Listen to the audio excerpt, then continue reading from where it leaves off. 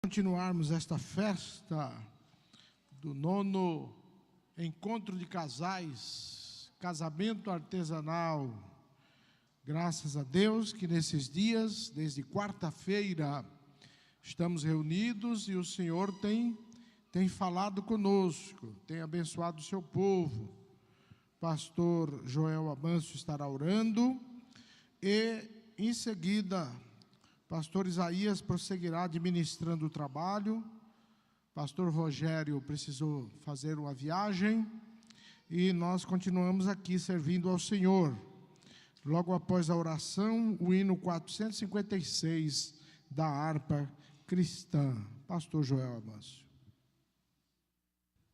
Vamos orar, querido. Maravilhoso Deus e Pai, em nome de Jesus, o teu Filho amado, nosso bondoso e eterno Salvador, te pedimos, Senhor, a tua bênção nesta noite, na continuação deste trabalho.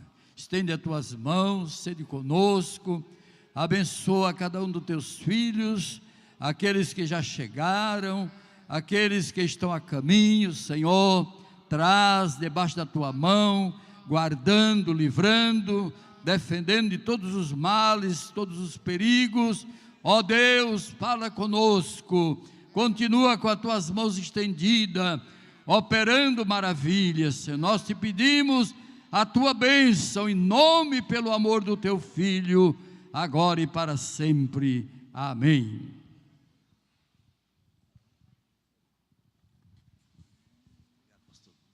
A paz do Senhor, meus irmãos. Graças a Deus estamos mais uma noite para ouvir a palavra de Deus aos nossos corações.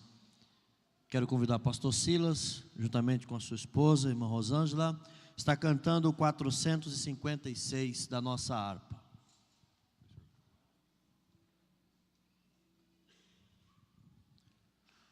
Cumprimentamos a todos os irmãos com a paz do Senhor. Louvemos a Deus com o hino 456 da nossa harpa cristã, a fonte transbordante.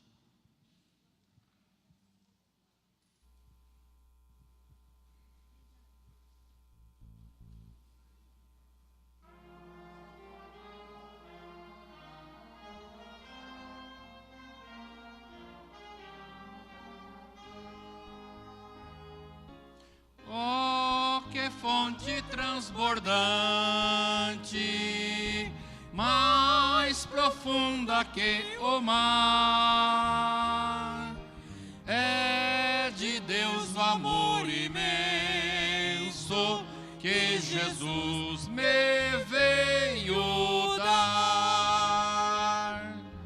Ele me abriu a porta, reconciliou, por seu sangue derramado, para Deus me consagrou. Como a pomba perseguida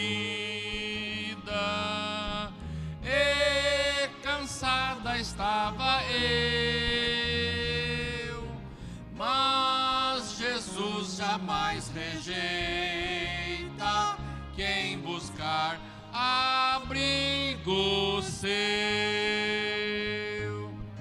Ele me abriu a porta e me reconciliou, por seu sangue derramado, para Deus me consagrou. Graça abundantemente sobre mim já derramou, onde abundou o pecado, graça superabundou. Ele me abriu a porta e me reconciliou, por seu sangue sangue derramado, para Deus me consagro. Quando alvorecer meu dia, com Jesus irei pro céu. Eu exaltarei para sempre, pois salvou um perdido réu. Ele me abriu a porta e me reconciliou, por seu sangue derramado, para Deus me consagro. Glória a Jesus. Cantemos ainda o hino de número 505, nosso pastor Levi e pastora Tânia.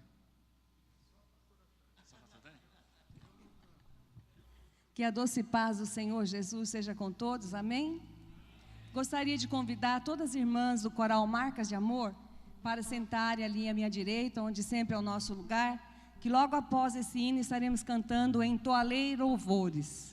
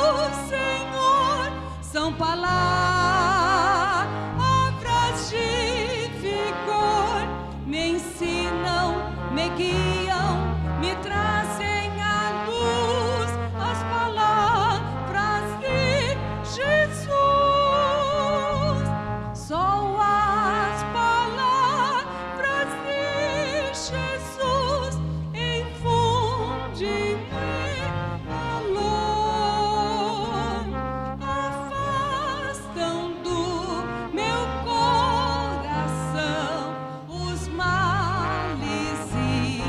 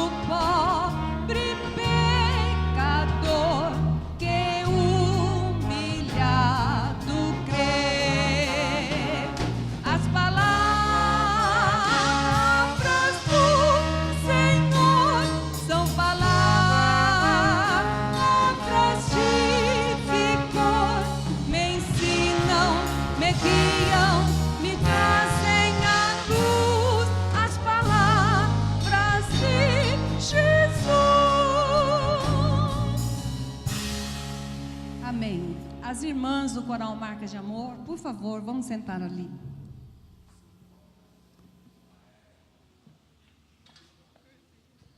Maravilha.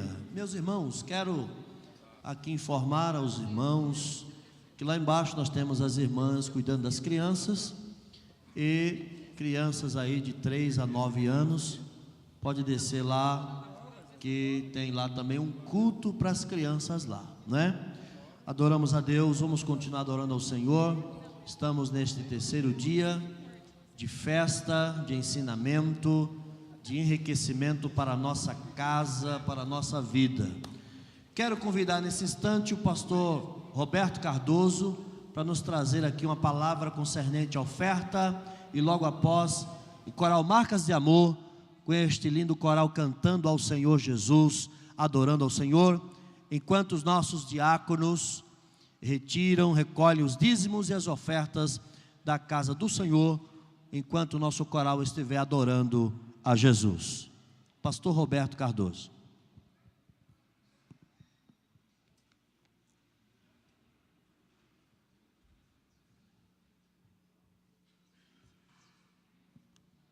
Saúdo a toda a igreja com a gloriosa paz do Senhor.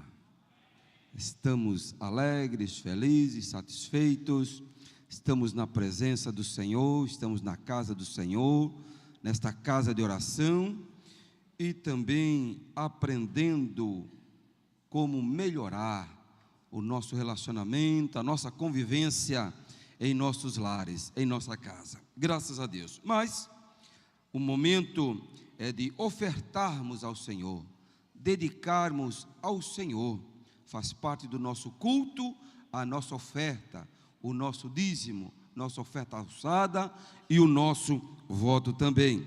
E quero tomar por base rapidamente a oferta de Abel, que todos nós conhecemos. A oferta de Abel, uma oferta de um homem comprometido, envolvido e comprometido, por isso que foi aceita pelo Senhor. E diz assim: disse o Senhor, estando ele no campo, sucedeu que se levantou Caim contra Abel, seu irmão, e o matou.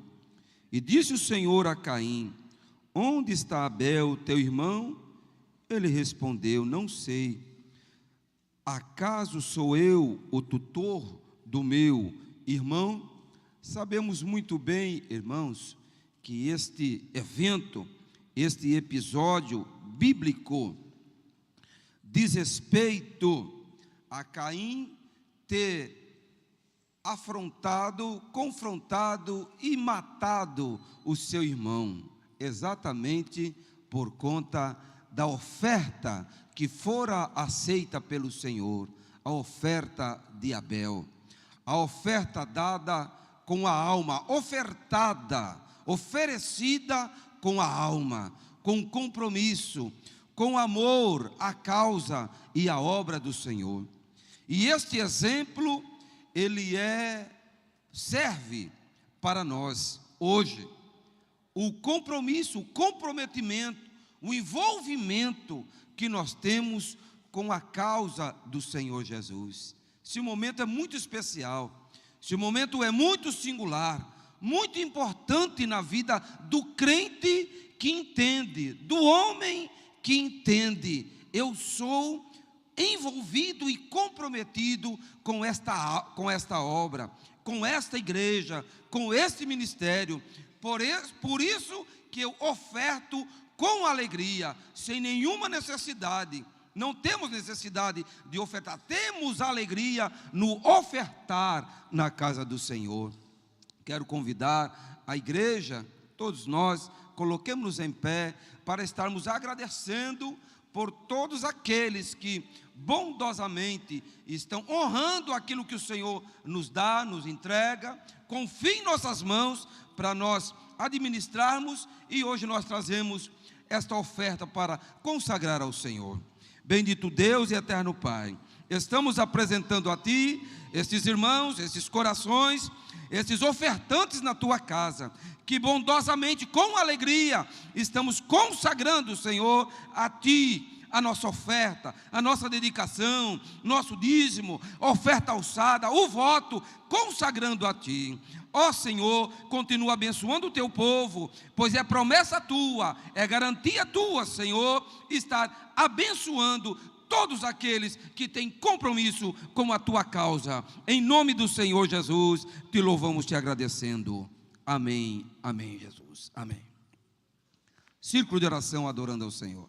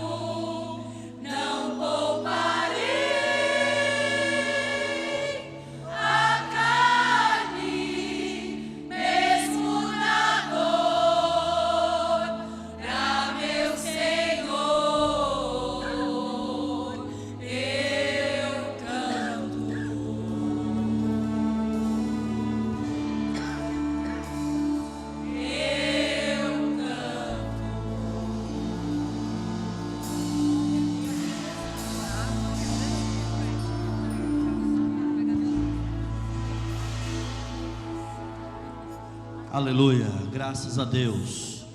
Continuamos louvando ao Senhor Jesus.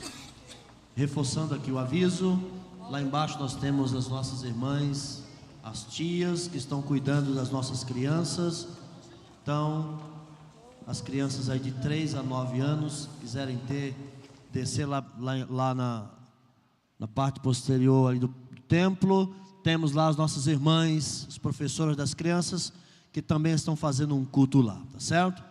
Vamos convidar nesse instante, nosso companheiro, nosso irmão Marcos, vai estar cantando o louvor oficial do nosso encontro, e logo mais estaremos ouvindo a palavra do Senhor Jesus, através do pastor Alain, né? Pastor Marcos. Graças a Deus. A paz do Senhor, meus irmãos. Mais uma noite na presença do Senhor. Convido a igreja para, em pé neste instante, louvarmos ao Senhor todos juntos, com alegria, com este louvor, que é uma oração para que o Senhor restaure a família, restaure a casa. Vamos todos cantar juntos, uma vez mais, com alegria. Glória a Deus.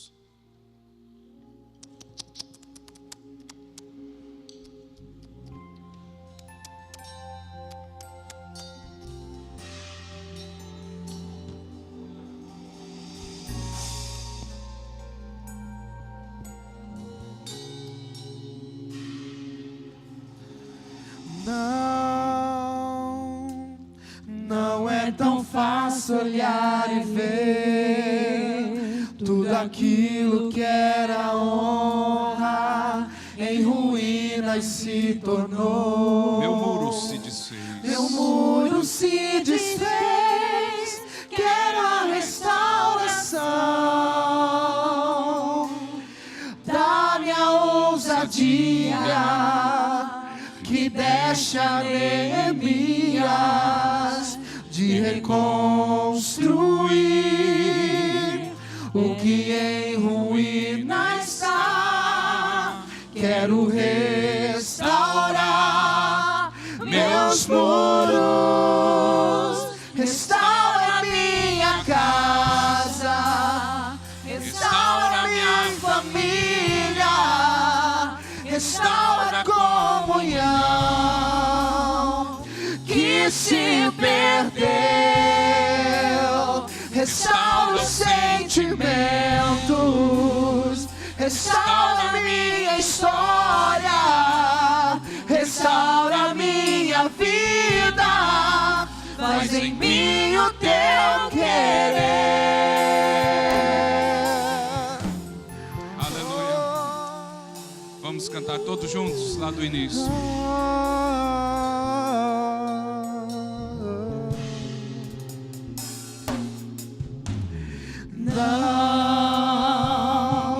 Não é tão fácil olhar e ver Tudo aquilo que era honra em ruínas se tornou.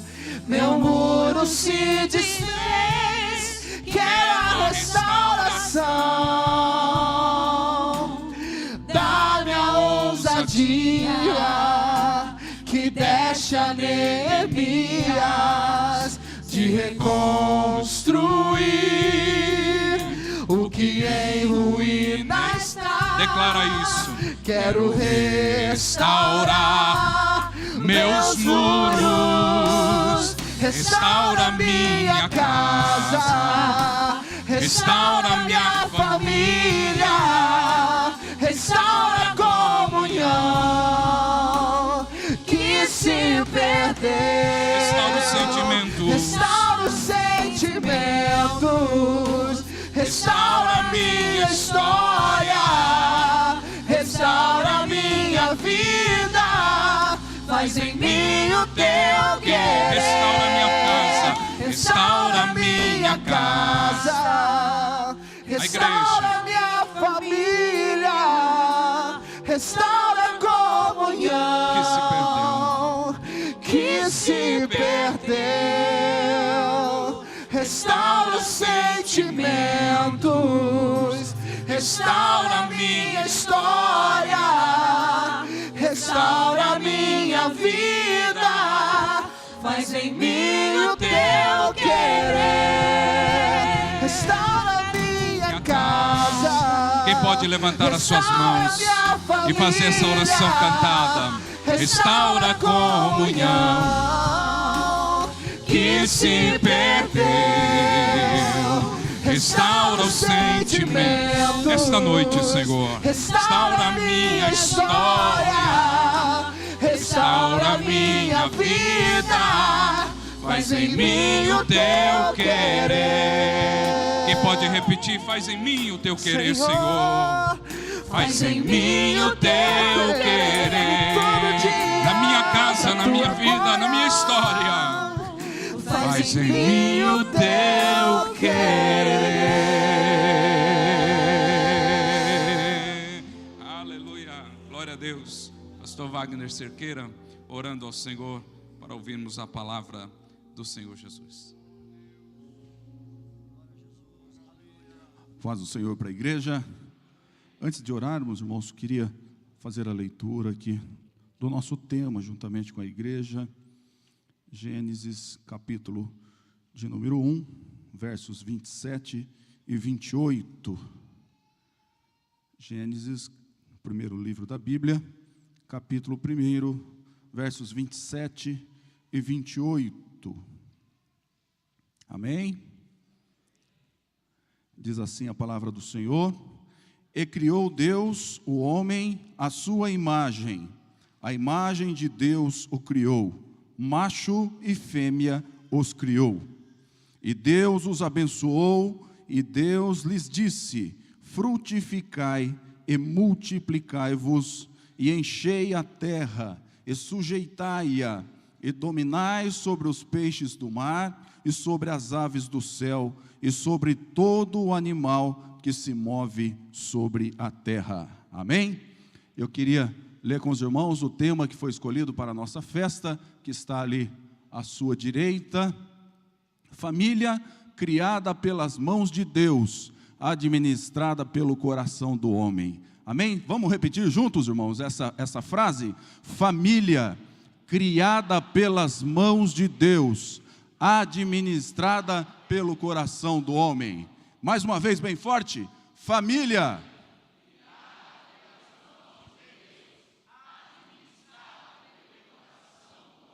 Senhor, nosso Deus e nosso Pai, neste momento, Senhor, nos colocamos uma vez mais na Tua presença. Ó Senhor, iremos ouvir agora a Tua palavra. Prepara os nossos corações, Senhor. Ó Deus, continua usando esse Teu vaso, Senhor, nesta noite, para que possa trazer algo especial para a nossa vida. Ó Senhor, como tem feito nas noites anteriores. Pai, fala conosco, até mesmo aquilo que não queremos, mas necessitamos ouvir. Ah, Senhor, que o Teu Espírito Santo esteja mais uma vez entre nós, ó Senhor. Assim nós oramos no nome de Jesus Cristo. Amém. Amém.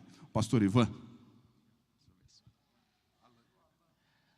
Meus irmãos, a paz do Senhor. Por favor, abra sua Bíblia. Mateus capítulo 1. Mateus capítulo 1. Graças a Deus por mais essa noite, que nós podemos aqui juntos adorar a Deus, aprender sobre as nossas famílias, as nossas casas. E eu tenho certeza que Deus tem uma palavra muito especial ao seu coração aqui essa noite, para a gente fechar pelo menos a minha participação. Amém, irmãos? Que eu sei que ainda tem mais aí, né, para esses dias. Eu quero agradecer mais uma vez a Deus por esse momento, por essa oportunidade. Aos pastores da igreja, obrigado, pastor Levi, pastora, obrigado, pastor Joel, pastora, que Deus abençoe. Aos pastores aqui, o pastor Rogério, que fez todo o contato comigo, obrigado pela honra, pelo carinho com que vocês me receberam aqui, os pastores, as pastoras, Deus abençoe. Obrigado por tudo, principalmente pela paciência em me ouvir de vez em quando. Eu sei que eu dou umas loucuras, mas eu sei que Deus está falando com você. Amém, irmãos? Eu vou fazer como eu fiz das outras noites aqui. Então, nós vamos ler esse texto. Nós vamos aí, Mateus capítulo 1, do versículo 1 até o versículo 11. Depois que nós terminarmos de ler, você vai sentar e não vai fechar a sua Bíblia. Amém, irmãos? Isso hoje eu tenho certeza absoluta que se você conseguir prestar atenção até o final, vou pedir um favor aos irmãos. Você é livre para adorar a Deus, glorificar a Deus no meio da mensagem, fique em paz. Mas mantenha o raciocínio, amém, irmãos? Contenha o desejo de ir embora antes. Você vai ter que chegar até o final para entender tudo que eu tenho aqui. Mas eu te garanto que ao final desse versículo 11 aqui hoje, muita coisa vai mudar na história da sua família. Amém, irmãos? Nós vamos fazer um mergulho poderoso aqui hoje. Esse texto que você tem em mãos aí, ele resume toda a Bíblia. Está tudo aí, do começo até o fim. E eu tenho certeza que Deus vai mexer com as nossas bases aqui essa noite. Mateus capítulo 1, versículos 1 a 11. Acharam? Pela cara de assustado acharam, né? Ninguém imagina ler um texto desse, não é verdade? Quem aqui gosta de genealogia? Vai aprender a gostar a partir de hoje. Diz aí a palavra de Deus: registro da genealogia de Jesus Cristo, filho de Davi, filho de Abraão. Abraão gerou Isaque, Isaque gerou Jacó, Jacó gerou Judá e seus irmãos. Judá gerou Pérez e Zerá, cuja mãe foi Tamar. Pérez gerou Esrom, Esrom gerou Arão, Arão gerou Aminadab, Aminadab gerou Naasson, Naasson gerou Salmão, Salmão gerou Boaz, cuja mãe foi Raabe. Boaz gerou Obed, cuja mãe foi Rute. Obed gerou Jessé, e Jessé gerou o rei Davi. Davi gerou Salomão, cuja mãe tinha sido mulher de Urias. Salomão gerou Roboão, Roboão gerou Abias, Abias gerou Asa, Asa gerou Josafá, Josafá gerou Jorão, Jorão gerou Uzias. Uzias gerou Jotão, Jotão gerou Acás, Acás gerou Ezequias, Ezequias gerou Manassés, Manassés gerou Amon, Amon gerou Josias, e Josias gerou Jeconias e seus irmãos no tempo do exílio da Babilônia. Amém, pode sentar.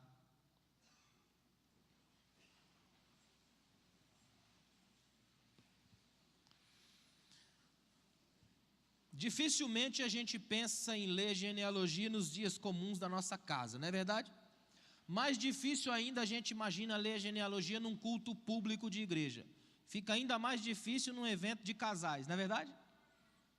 Mas eu tenho certeza que você vai entender tudo lá no final, até porque esse texto que nós estamos lendo aqui é o texto que mais tem casais na Bíblia. Não é verdade? Só esse verbo gerar, que aparece tanto aí, ó, fulano gerou, que gerou outro, por si só é um verbo cheio de milagres. Eu posso aqui hoje encher esse púlpito de acessórios, trocar esse neon, colocar um monte de lâmpada, eu posso encher isso aqui de acessório, mas eu jamais vou conseguir fazer nascer uma flor aqui. Porque para nascer, só por um processo vital, é vida que gera vida. Então, onde você encontrar o verbo gerar, você encontra uma ação de Deus nesse texto. Deus fazendo gerar. Deus abrindo madres. Deus tirando mulheres estéreis e transformando em mães.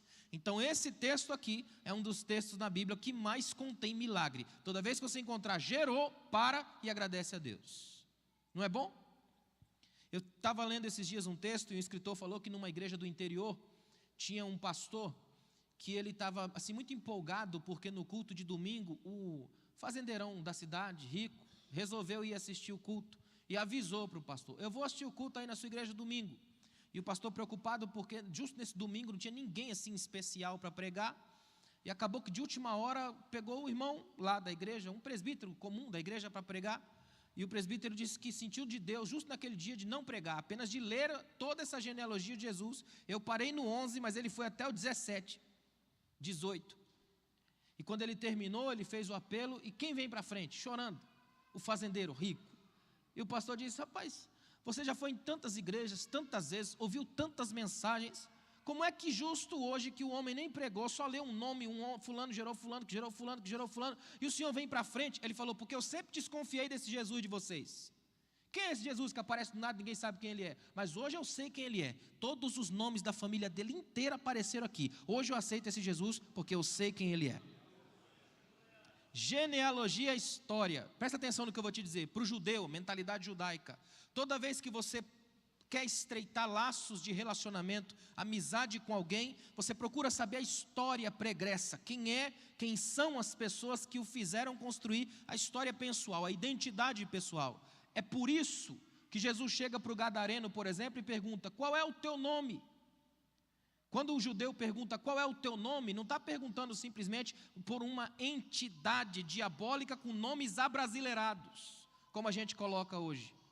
Muito pelo contrário, quando o judeu pergunta qual é o teu nome, ele quer perguntar as essências, de onde você veio, quem você é, se você ainda tem memórias históricas. É por isso que naquele texto do gadareno, o diabo não responde o nome, responde uma função, um emprego, um cargo. Ele diz legião, que era destacamento dos soldados do Império Romano, ou seja, o diabo se esconde atrás de um rótulo. É por isso que na Bíblia ele nunca diz o próprio nome. Na Bíblia inteira, sempre o diabo é nomeado por terceiros, nunca por ele mesmo, porque ele sofre de uma espécie de amnésia teológica. Se ele lembrar de fato quem é e tudo que ele perdeu, a tendência seria o arrependimento, só que ele não pode se arrepender porque ele não tem o Espírito. Então sabe o que ele faz?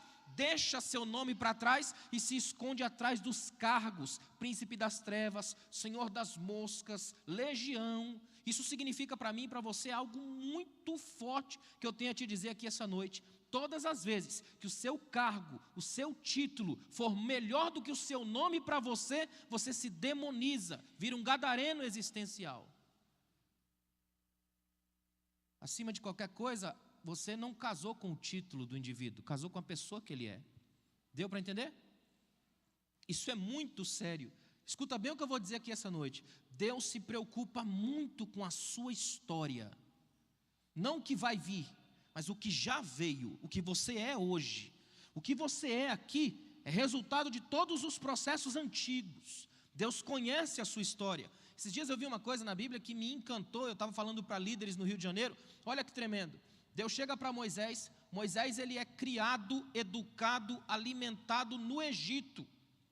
Tudo de bom que Moisés teve na vida inteira vem do Egito. Ele é criado como filho da filha de Faraó. Ela estava tomando banho no Nilo, que era um ritual sagrado. E ela vê aquele bercinho vindo nas águas, então ela entende Moisés como um presente do Nilo, a mitologia da época. Sabe o que essa mulher faz? Ela cria ele e educa ele com as melhores intenções, porque para ela esse menino é uma manifestação sagrada. Aí eu pergunto a você, você que é educado, criado com tanto amor num lugar desse, você ficaria com raiva das pessoas dali? Muito pelo contrário, guardaria as melhores lembranças, é ou não é? É tão tremendo isso que quando Deus usa Moisés para tirar Israel do Egito, Deus é tão poderoso com a nossa história que Deus não deixa Moisés sujar a própria ficha. As 3 primeiras pragas que atingem diretamente o rio e a terra do Egito, Deus não deixou Moisés impetrar. Olha o que Deus fala: Moisés, dá a tua vara para Arão. Aí Arão pega a vara e toca no Nilo. Moisés, dá a tua vara para Arão. Ele dá para Arão, Arão pega, toca no pó da terra. As 3 primeiras pragas que atingem diretamente o rio e a terra, Deus não deixa Moisés fazer. É Deus dizendo: eu sei que você nasceu, cresceu e foi criado nessa terra, e eu não sou daquele que cospe nos pratos que já comeu. Você vai sair dessa terra pela porta da frente, porque se um dia voltar, volta de cabeça erguida, porque não sujou a própria história e nem tripudiou de em cima daqueles que já te ajudaram. Tem gente que vai embora dos lugares, não pode voltar nunca mais lá, porque deixa um rastro de conta para pagar, fofoca, injúria, traição. O crente é chamado para entrar e sair de todos os lugares de cabeça erguida, porque tem a ficha limpa, a história abençoada, pode andar para frente, para trás, para cima, para baixo, em todo o tempo a vida dele é feita para a glória de Deus. O problema de muita gente é que passa a usar os deslizes da história pessoal, os problemas do seu passado, como desculpas para não assumir a responsabilidade da própria vida hoje. Tem muita gente que passa a vida inteira pecando e errando, e você vai conversar e diz: eu sou assim porque eu tenho tendência assim desde a minha família lá atrás. Tem gente até hoje que se sente escravizada por cárceres genéticos, gente que faz um monte de mergulhos chamados existenciais para ver se descobre alguma ponta solta no passado lá atrás. E eu quero aqui hoje, em nome de Jesus, quebrar tudo isso na sua vida à luz desse texto, para você sair daqui hoje completamente liberto e sabendo que Deus trabalha com a sua família hoje, com o que Ele tem aí. Amém? Quer ver uma coisa extraordinária? Quem escreve esse texto é Mateus. E Mateus era cobrador de impostos. E o cobrador de impostos naquela época era odiado pelos judeus, porque ele era considerado alguém que se vendeu ao Império Romano e extorquia dinheiro dos seus próprios compatriotas. Ele era visto como um traidor da pátria. Então esse homem, quando resolve escrever a genealogia de Jesus para o seu público, e Mateus dos evangelistas é quem escreve para o público judeu. Quando ele faz isso, irmãos, sabe o que ele está fazendo? Um protesto tremendo da Bíblia. Tanto é que se você chegar em casa e for ler a genealogia de Jesus que Lucas puxou, você vai ver que é diferente. E não é porque está errado, é porque Lucas puxa por outro viés. Mateus já puxa por esse daqui, porque ele quer deixar bem claro para fariseus, hipócritas e escribas, que esse Jesus, que é o Messias esperado, não vem de um berço de ouro, não vem pisando ninguém por cima, ele vem das partes mais baixas, mais sujas e mais tenebrosas, que é para onde abundar o pecado, superabundar a graça.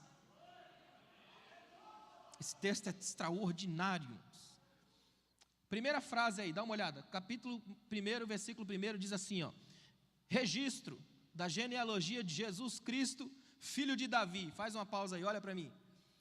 Eu acho tremendo o fato de Mateus já começar colocando Jesus numa relação de paternidade, filho e pai, e esse pai que ele puxa, o primeiro é Davi, porque Davi foi simplesmente um dos piores pais da Bíblia. Quando você vai olhar na relação paternal de Davi na Bíblia, tem um problema atrás do outro. Davi não soube lidar com os problemas entre seus filhos. Por exemplo, Davi tem 3 filhos que são terríveis, que vão dar um trabalho imenso para ele. 2 que vão dar um trabalho por causa de uma das filhas. Tenta imaginar essa cena. Lembra que eu falei para vocês no primeiro dia, que quando nasce uma criança judaica, eles pegam no colo, dão uma olhada com todo o ambiente para poder dar o nome? Lembra disso? Tenta imaginar que nasce uma menininha bem frágilzinha e Davi segura ela no colo e diz, é tão frágil essa menina que eu vou chamar ela de Tamar. Sabe o que significa Tamar no hebraico? Palmeira, uma planta que exige muito cuidado. Então ele está dizendo, essa menina vai ser a minha palmeirinha, meu cuidado. Só que aí nasce um outro menininho firme e forte. Ele diz, que menino forte, o nome desse menino será Aminon, força, forte, que menino que está perto de mim. Depois nasce mais um, belíssimo. Ele olha o menino e diz, que coisa mais linda, o nome desse menino será Absalão, pai da paz. 3 nomes tremendos. E esses 3 vão dar um trabalho imenso na casa, porque Absalão vai crescer, Aminon vai crescer e Tamar vai crescer. E Aminon vai ficar com o olho comprido para cima da própria irmã. E aí que é tremendo na Bíblia. Escuta bem o que eu vou dizer para você não assustar. Mas as coisas mais sujas, mais tenebrosas, mais horríveis da Bíblia estão nesta página e eu vou trazer para você aqui hoje. Amém? Já estou falando assim porque esse texto aqui é para quem tem estômago forte. Isso aqui é a página policial da Bíblia. Está tudo aqui. Interessante que Davi, escuta bem o que eu vou te dizer. Você que é pai ou mãe, que seu filho de manhã começa a dar aquele miguezinho para não ir para a escola, estou com dor de cabeça, mãe. Você que é pai ou mãe, sabe ou não sabe quando ele está fingindo? Davi não sabia. A Bíblia diz que Aminon está lá todo enamorado pela própria irmã. Sabe o que ele faz? Ele começa a se aconselhar com os amigos. Eu estou apaixonado pela minha irmã. E os amigos chegam para ele e fazem uma trama e dizem o seguinte, olha, finge de doente. Seu pai vai vir te visitar, o que já é um problema, seu pai só vem se você estiver precisando. Finge de doente, seu pai vai vir te visitar. Quando seu pai vier, você pede para sua irmã vir preparar bolos para você. Eu pergunto a você, quem está doente tem fome, irmão? Nem isso Davi percebeu. Quando Davi foi lá visitar Aminon, ele falou, manda minha irmã vir aqui preparar uns bolos para mim. Já era para o pai perguntar, que bolo é esse, rapaz? Né? Vem aqui preparar uns bolos para mim. Ele manda a menina para lá. Aminon vai, possui a própria irmã, a estupra, a viola. Se ele tivesse pedido para o pai, como ela era meia-irmã, podia haver até um arranjo do casamento entre os dois. Sabe o que ele faz? Dá nele um efeito psicológico que até hoje atinge muitos dos psicopatas e dos estupradores. Depois do ato, ele a odeia. Ele a manda embora destruída, humilhada, arrebentada na alma. Quando ela abre a porta de casa e sai destruída, ela dá de cara com Absalão, irmão dela. Sabe o que Absalão faz? Começa a acalentar no coração um plano. Absalão, do tipo do homem muito complicado, tão perigoso, que é daquelas pessoas que vão acalentando no coração e tramando planos de vingança. Absalão é tão complicado que a Bíblia diz que ele roubava o coração do povo, é o primeiro estelionato de emoções da história. Absalão, a Bíblia reservou um versículo inteiro só para a beleza dele. Diz que ele, da planta do seu pé ao fio de cabelo em sua cabeça, não havia nele defeito algum, imagina. Carismático, bonito, filho de homem de Deus, mas podre por dentro. O que dá para mim e para você uma ideia extraordinária da Bíblia, de que a estética não garante a ética.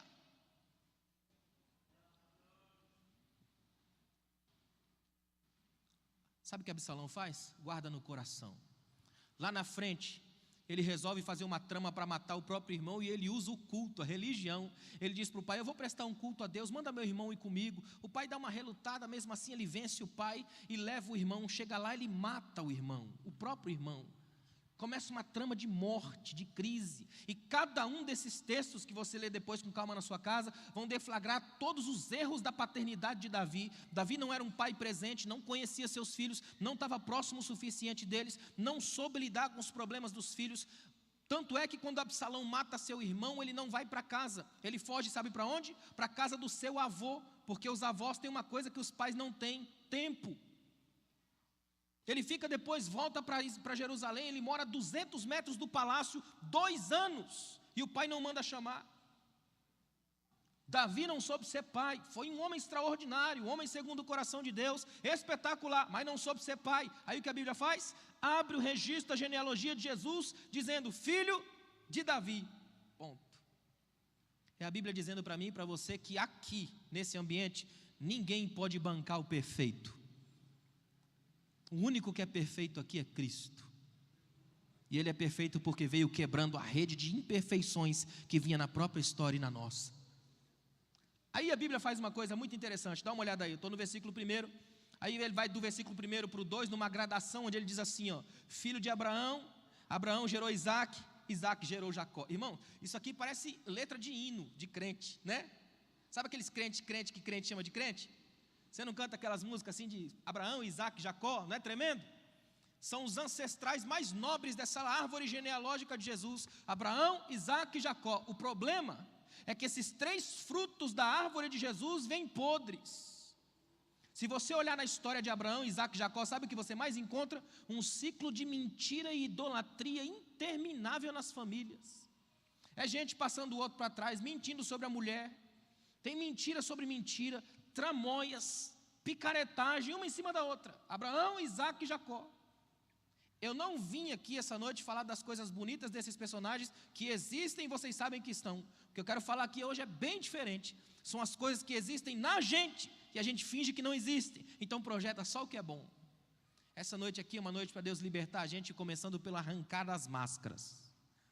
Porque Deus só trabalha com honestos, com gente de verdade, que pode olhar nos seus olhos e dizer: Senhor, apesar da feiura que o Senhor vê em mim, eu sei que o Senhor pode projetar o novo, porque a Tua palavra garante que as coisas velhas ficaram para trás e tudo se fez novo. Está acompanhando aí? Amém? Olha o que diz o versículo 3. Diz assim, ó. No final do versículo 2 diz que Jacó gerou Judá e seus irmãos. Interessante que o texto coloca Judá e seus irmãos, sabe por quê? Porque se tem alguém que destruiu a mentalidade dos irmãos de José, é Judá. Judá foi o mentor da trama para vender o irmão. Os irmãos queriam matar José. Ele é quem dá a primeira ideia de pensar assim: se a gente matar ele, não vamos ganhar nada, vamos vender ainda, dar um dinheiro em cima. Imagina, ele é o mentor da trama. Interessante que a Bíblia vai dizer que eles pegaram José, jogaram numa cisterna sem água e sem comida, e sentaram-se em cima, partiram pão e comeram. É a Bíblia dizendo que eles destruíram a mesa da fraternidade, arrebentaram o processo da ceia, mataram praticamente a comunhão com o irmão. Aí a Bíblia vem aqui, coloca Judá e seus irmãos, e vai começar a mostrar por que Judá é tão difícil. Olha o que diz o versículo 3. Judá gerou Pérez e Zerá, cuja mãe foi Tamar. Aí crente que não lê Bíblia e não conhece nada de Bíblia pensa: Judá e Tamar, casalzinho, teve 2 filhos, Pérez e Zerá. Amém. O problema é que Tamar é a nora. Judá gerou Pérez e Zerá da nora. Porque Judá teve 2 filhos que foram tão ruins que a Bíblia diz que Deus os matou. Nem Deus quis. E a nora, que não tinha nada a ver com a história, ficou sozinha. Você quer ver uma coisa que é tremendo? Na genealogia de judeu não entra nome de mulher. Na de Jesus tem 4, todas estrangeiras e uma prostituta. E tudo afunilando em uma outra menina, chamada Maria. Aqui, ó, você já tem uma quebra de padrões capaz de nos fazer glorificar a Deus. As mulheres têm voz na história de Jesus. As mulheres têm ato na história de Jesus. O que seria do leão de Judá sem a Tamar para limpar a ficha da história e fazer diferença no mundo? É tão tremendo isso aqui, ó. Judá gerou Pérez e Zerá. Presta atenção no que eu vou te dizer. No capítulo 37 de Gênesis, vem toda a trama, vendem seu irmão, aquela coisa toda. Aí lá no capítulo 39, aparece José na casa de Potifar, vencendo a tentação sexual que a mulher de Potifar impôs sobre ele. Então o capítulo 37 é a trama para vender José, ele vendido para o Egito. O 39 já é ele vencendo a tentação sexual na casa de Potifar. E o 38, que está bem no meio, parece que não tem nada a ver com a história, porque é a história de Judá e Tamar. A Bíblia diz que Tamar percebeu que não tinha mais como ter filhos, porque os maridos foram mortos por Deus. Sabe o que ela faz? Ela sabe que seu marido Judá está em viagem, então ela traça o itinerário dele, sabe que ele vai passar por uma cidade, ela se veste de prostituta, fica na porta da cidade esperando ele passar. Quando ele a vê, ele nem pensa, porque ele é um homem de efervescência, não de raciocínio. Ele vai para cima dela, a possui, depois do ato é que ele pensa como pagar. Aí que ele põe a mão no bolso e pensa, esqueci a carteira em casa, não tem dinheiro não. Sabe o que ela fala? Ele fala para ela, eu vou lá buscar o dinheiro e volto para te pagar. Ela disse, de jeito nenhum, você pode até ir, mas deixa comigo uma garantia tua. A Bíblia diz que ele tirou o bordão, parte da sua vestimenta, e deixou com ela. Interessante é que antes, lá no 37, quando seus irmãos pensam no que vão fazer, Judá vai lá, rasga a veste do seu irmão José, que provavelmente ele odiava, lambe, molha ela no sangue de um carneiro, e é ele quem chega em casa, estende para o seu pai Jacó e pergunta, reconhece isso? E deixa com que Jacó crie um teatro da mente e a notícia ruim. Aí agora, Tamar chega para ele e diz, deixa alguma coisa comigo.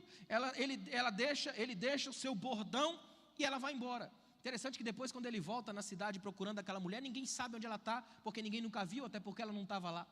Ele volta para a sua cidade, o tempo passa, a Bíblia diz que ele está dentro da sua tenda, entra alguém correndo e lhe diz, tua nora Tamar está grávida. Sabe o que ele diz? Manda matar ela, pode matar. Ela diz, olha, mas ela primeiro quer falar contigo. A Bíblia diz que ele se levanta, vai até a tenda dela, quando ele entra na tenda dela, sabe o que ela faz com ele? A mesma coisa que ele fez com o pai, ela estende a peça de roupa e diz, reconhece isso? E o que ele fez volta. Daí vai nascer Pérez e Zerá. Da linhagem de Pérez também vai vir outras dores da alma, como Jabes. A palavra Jabesh no hebraico significa pior dor que alguém pode ter, a complicação de parto. Se você cavar aqui dentro desse texto, o que você mais encontra são dores da alma, crises, rupturas na família, laços quebrados, esmagamentos, está tudo aqui. E isso porque eu estou no versículo 3, dá uma olhada aí, ó. Aí ele vai descendo dizendo que Pérez gerou Esrom, Arão, Aminadab, Naasson, que é tudo gente simples, comum, que não faz lá muita coisa extraordinária. De repente ele para, Mateus para, no versículo 5, e diz assim, ó, Salmão gerou Boaz, cuja mãe foi Raabe. Eu tenho a certeza que ele colocou uns nomes mais simples, que é para quem estivesse lendo tomar um fôlego, porque o que ele vinha depois era terrível. Ele vem e diz assim, ó, Raabe. Esse nome, quando soa judeu, é terrível. Raabe era prostituta. Se ser prostituta hoje já é complicado, imagina nessa época. Uma mulher objeto com memórias sexuais terríveis, mulher que era vista como nada, como ninguém. Essa mulher aparece literalmente na genealogia de Jesus, e como se não bastasse isso, vai parar lá em Hebreus 11. Sabe o que é tremendo da genealogia de Jesus? É que o nosso Jesus, o Messias que a gente segue, tem sangue revoltado nas veias, sangue de gente que sofre, de mulher que já foi abusada, que já sofreu os ataques de homens monstruosos. Na veia de Jesus corre o sangue desse tipo de gente aqui, ó. Para quê? Para que toda mulher que um dia foi oprimida, arrebentada por maus maridos ou por homens complicados, pode clamar a Ele, porque sabe que Ele não é um Deus que ouviu falar, Ele é um Deus que reconheceu na pele gente complicada que passou por isso. É por isso que um dia, quer ver um negócio tremendo para você glorificar a Deus? Um dia Jesus está no templo e a Bíblia diz que pegam uma mulher e colocam o termo jurídico no flagrante ato de adultério. Se é flagrante, pegou na hora, não é verdade? Só que até hoje ninguém sabe onde foi parar o homem, só acharam a mulher. Então, no mínimo, é um flagrante montado, mas deixa para lá. Eles levaram a mulher para ser morta dentro do templo, onde Jesus estava. Quando chegaram lá, tenta imaginar essa cena. Eles levando a mulher, provavelmente com a roupa rasgada da barriga para cima, para os seios ficarem à mostra, em sinal de vergonha, gritando: imunda, prostituta, adúltera, gritando, pedras nas mãos. De repente eles chegam, olham para Jesus e fazem a pergunta fatídica: o que é que o Senhor faz? Sabe o que Jesus faz, irmão? Com o dedo, utilizando o silêncio, ele abaixa e começa a escrever no chão. Até hoje funciona.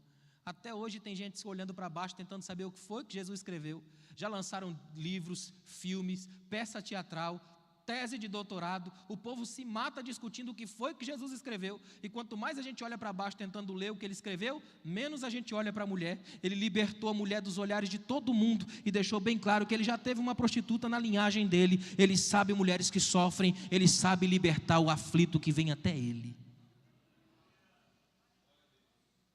Olha que coisa tremenda. Boaz gerou Obed, estou no versículo 5. Boaz gerou Obed, cuja mãe foi Ruth. Quando você fala Ruth, é pior ainda, sabe por quê? Ruth vem de Moabe, ela é moabita. Sabe quem são os moabitas? Quando Ló fugiu com a sua família daquela cidade monstruosa e tudo ruim, a Bíblia diz que quando acabou aquele primeiro momento, o momento crítico de que Sodoma e Gomorra destruído, está Ló e as suas filhas num único lugar. De repente elas param, dão uma olhada ao redor, e a Bíblia coloca a seguinte frase na boca delas: não tem homem para nós aqui. Elas lançam sorte entre uma e outras para ver quem vai dormir primeiro com o pai. Ela engravida e tem um filho cujo nome é Moabe, literalmente do pai. Daí vem os moabitas. Dos moabitas vai vir Ruth, é uma sujeira só. Perceberam as mulheres que a Bíblia está colocando? Tamar, Raabe, Ruth, e olha o que o texto diz. Obed gerou Jessé, aí vem o versículo 6 e diz assim, ó: Jessé gerou o rei Davi. Olha como a Bíblia é tremenda. Ela começou com Davi pai lá em cima, terrível. Aí ela desce agora e coloca o Davi rei aqui embaixo. É o único que vem com o título na frente do nome, Rei Davi. Por quê? Porque daqui para baixo o texto vai falar de política. Vão aparecer os piores reis da história de Israel, os mais complicados, os mais difíceis, com tramas envolvendo um monte de corrupção e de crise, de morte, de cultos a falsos deuses, e está tudo aqui, ó. Ou seja, olha o que a Bíblia está dizendo. Ele está dizendo assim, ó, ele coloca e elege para ser a linhagem dele um Davi que quando aparece como pai aparece complicado, quando aparece como político também aparece complicado. Por quê? Porque a nossa esperança não está nas coisas que Davi vai fazer, mas nesse filho de Davi, capaz de reconstruir as histórias quebradas onde Davi colocou a mão. O que significa que para mim e para você, não é a nossa circunstância que define Deus na nossa casa, é o quanto Deus é capaz de entrar nas histórias que estamos escrevendo para participar conosco daquilo que a vida faz. Quer ver uma coisa linda? Presta atenção nisso aqui, ó.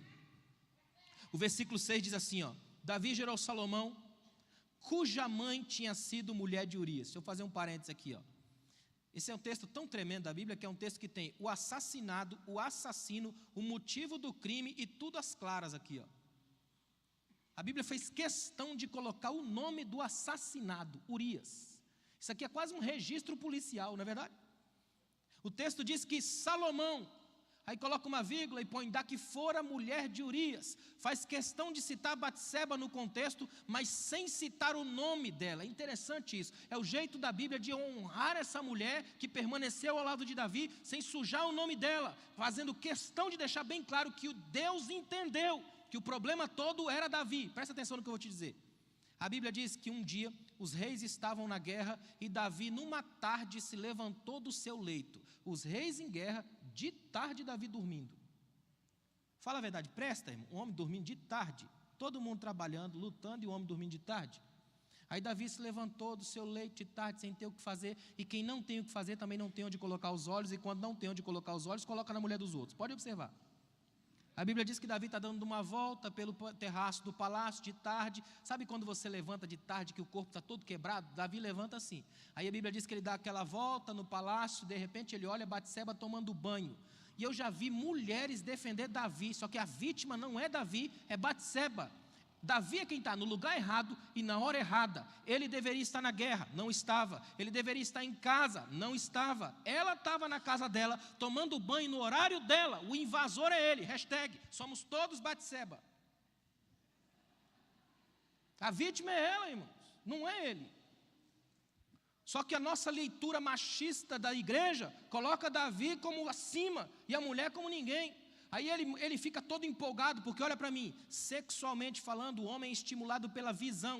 A mulher é uma conjunção mais profunda, mistura de toque, jeito, estilo, todo um movimento. Já o homem é pela visão. É por isso que a irmã está se trocando para dormir, o cara se acende todo, é pela visão. Davi está vendo ela tomar banho. Sabe o que ele faz? Manda chamar. Interessante que 1 Samuel 11, o capítulo que fala dessas tramas de Davi, é um capítulo onde Davi mais manda. O verbo mandar aparece cerca de 10 vezes. Ele manda tomar informações, manda saber quem é, manda buscar ela. Na qualidade de súdita do reino, ela não podia dizer não para o rei. Então ela foi. Ele a possui. Manda ela de volta para casa. Só que agora quem manda é ela, manda um recado. Estou grávida. E agora, como é que fica a história de Davi? E aí sabe o que Davi faz? Escuta bem o que eu vou te dizer aqui. O problema do pecado é que ele vai se enrolando em você e você nem percebe. Quando você pensar que não, é uma trama chamando outro, um abismo chama outro abismo. De repente Davi começa uma trama monstruosa. A Bíblia diz que ele manda saber quem é o marido dela, Urias. Quem é Urias? Urias é um indivíduo que nem é israelense, está lá ajudando o exército de Israel, e ele simplesmente faz parte das tropas mais fortes do exército. De repente Davi manda chamar. Imagina que você é Urias, um guerreiro, você está no meio da guerra, o arauto do rei vai até a guerra, chama você num canto, diz: o rei mandou te chamar. No mínimo você pensa: eu estou arrebentando na guerra. Alguém está vendo os meus feitos e mandando a ficha lá, e o rei gostou, porque Davi era celebrado como uma das maiores, até hoje, autoridades militares do mundo, de todos os tempos. Imagina como é que Urias chega. Quando ele chega até a presença do rei, o rei começa naquelas conversas mole, sabe como que é? Fique esperto com conversa mole, é coisa de pecador. Escuta bem isso aqui, ó. Davi chega e diz para Urias assim, ó: desça para a tua casa e fique com a tua mulher. Não era permitido em tempo de guerra aos soldados ficarem com as suas esposas. Só que Davi abre mão, quebra regras. Escuta isso aqui, ó. Quando o líder começa a escolher quais regras cumprir, ele já está corrupto. Quer ver uma coisa que é terrível?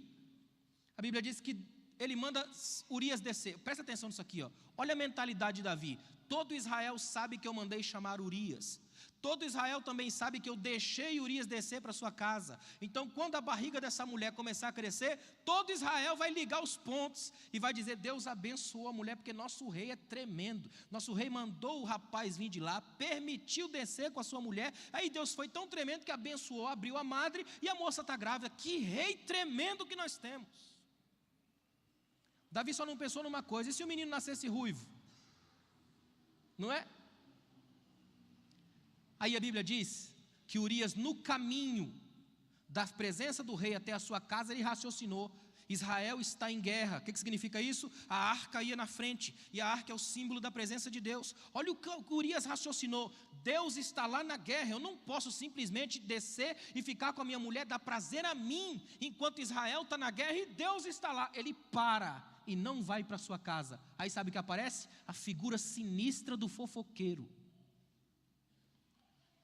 Fofoqueiro é bajulador disfarçado. Maquiavel escreveu: fuja do bajulador, porque ele é como carvão, apagado te suja, aceso te queima. Sempre tem um fofoqueiro no radar da nossa vida.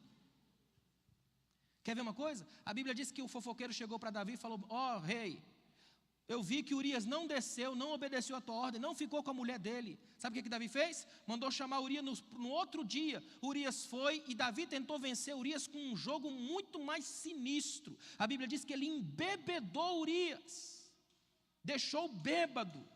E aí, quando Urias estava bêbado, ele diz: agora vai, desce e fica com a tua mulher. Já te mandei uma vez, é a segunda, vai e fica com a tua mulher. Aí a Bíblia diz que Urias desceu bêbado. Tenta imaginar a cena, trocando as pernas, sem muita direção. No meio do caminho, Urias para e pensa: não posso. Israel está na guerra, Deus está na guerra, eu não posso ficar com a minha mulher. Eu sei que eu vou te assustar com essa frase, mas eu tenho que dizer: Urias era um homem melhor bêbado do que Davi sóbrio. Ele não foi para casa. Sabe o que Davi faz? Faz um ato de terrorismo de Estado.